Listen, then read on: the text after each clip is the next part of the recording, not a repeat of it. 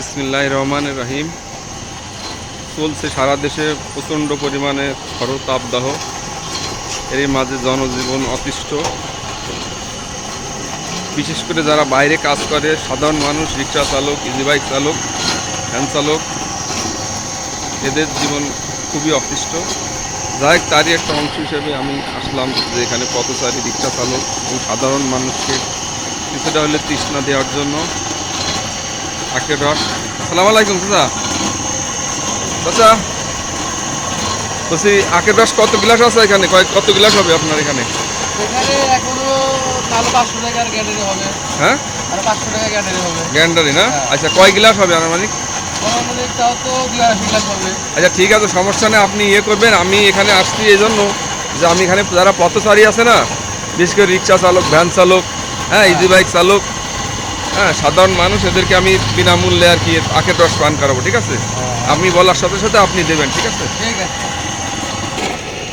ভাই, আখের রস খান, নেন, খান খান খান।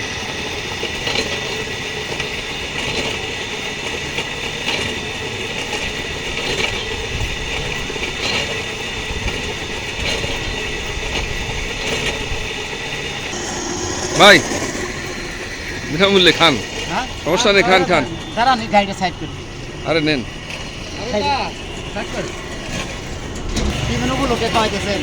খান বিনামূল্যে, সমস্যা নেই।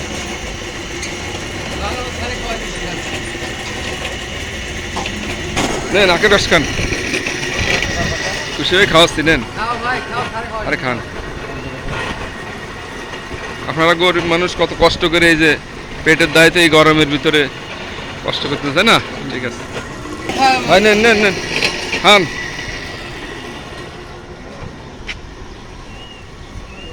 ভাড়া কেমন হচ্ছে? আছে না?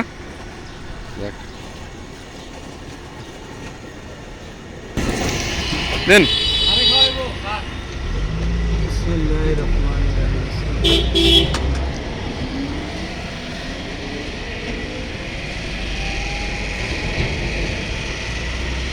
দেন, যান, বিনামূল্যে খান। খাদ্য এখানে